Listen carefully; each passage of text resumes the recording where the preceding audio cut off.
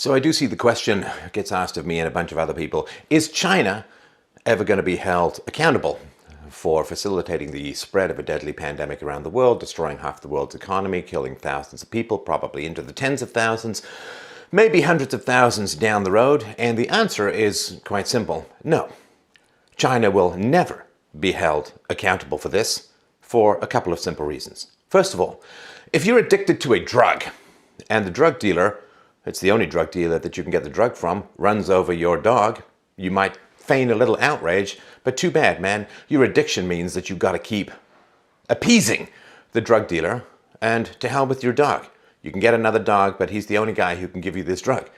China holds a huge amount of the world's debt, and China is propping up the real estate prices that it's the fundamental crack cocaine of buying the baby boomers' votes in the West. So there's almost zero chance that the West will do anything significant to sanction China, because otherwise China might pull its investments in Western real estate in Western countries, and it also might start to call in some of its debt.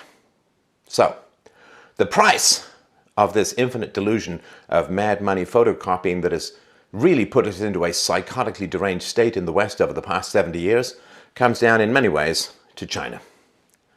So when you're addicted to this kind of drug, you can't call out the drug dealer.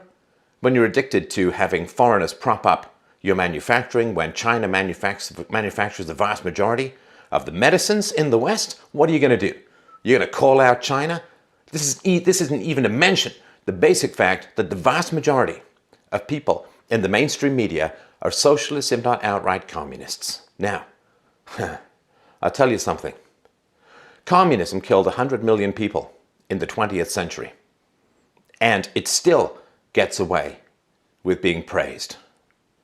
Communism in the 21st century says to communism in the 20th century, 100 million dead? Hold my corona.